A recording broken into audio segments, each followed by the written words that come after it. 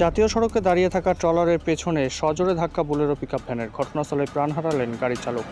ফের জাতীয় সড়কে দুর্ঘটনায় মৃত্যু গাড়ি চালকের। এদিন ঘটনাটি ঘটে নদিয়ার শান্তিপুর ঘোড়ালিয়া ফ্লাইওভারের। খবর পেয়ে ঘটনাস্থলে আসে শান্তিপুর থানার পুলিশ ও রানাঘাট ট্রাফিক পুলিশের আধিকারিকরা। সূত্রের খবর, এদিন 12 নম্বর জাতীয় সড়কে দাঁড়িয়ে থাকা একটি ট্রলারের পেছনে নিয়ন্ত্রণ হারিয়ে গাড়িটি সজোরে ধাক্কা দেয় একটি বোলেরো পিকআপ ভ্যানে। দুর্ঘটনায় দুমড়ে মুচড়ে যায় পিকআপ বোলেরো গাড়িটি। গাড়ির ভিতরে আটকে থাকে গাড়ির চালক সহ গাড়ির হেল্পার। পুলিশ প্রশাসনের তৎপরতায় গাড়ির কাচ এবং সামনের একাংশ ভেঙে গাড়ি চালককে উদ্ধার করলেও শেষ রক্ষা হয়নি।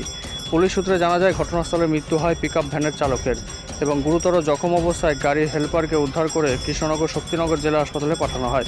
জানা যায়, রানাঘাট থেকে কৃষ্ণনগরের দিকে যাওয়ার সময় ঘোড়ালিয়া বাইপাস ফ্লাইওভারে এই মর্মান্তিক দুর্ঘটনা ঘটে। গোটা ঘটনার তদন্তে নেমেছে পুলিশ।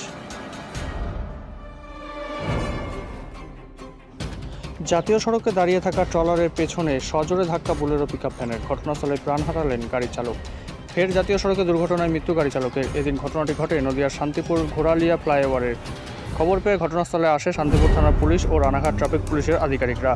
সূত্রের খবর, এদিন 12 নম্বর জাতীয় সড়কে দাঁড়িয়ে থাকা একটি ট্রলারের পেছনে নিয়ন্ত্রণ হারিয়ে গাড়িটি সজোরে ধাক্কা দেয় একটি বোলেরো পিকআপ ভ্যানে। দুর্ঘটনায় দুমড়ে মুচড়ে যায় পিকআপ বোলেরো গাড়িটি। গাড়ির ভিতরে আটকে থাকে গাড়ির চালক সহ গাড়ির হেল্পার।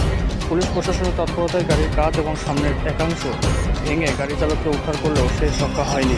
পুলিশ সূত্রে জানা যায়, ঘটনাস্থলে মৃত্যু হয় পিকআপ ভ্যানের চালকের এবং গুরুতর জখম অবস্থায় গাড়ির হেল্পারকে উদ্ধার করে কৃষ্ণনগর শক্তিনগর জেলা হাসপাতালে পাঠানো হয়। জানা যায়, রানাঘাট থেকে কৃষ্ণনগরের দিকে যাওয়ার সময় ঘোড়ালিয়া বাইপাস ফ্লাইওভারে এই মর্মান্তিক দুর্ঘটনা ঘটে। গোটা ঘটনার তদন্তে নেমেছে পুলিশ।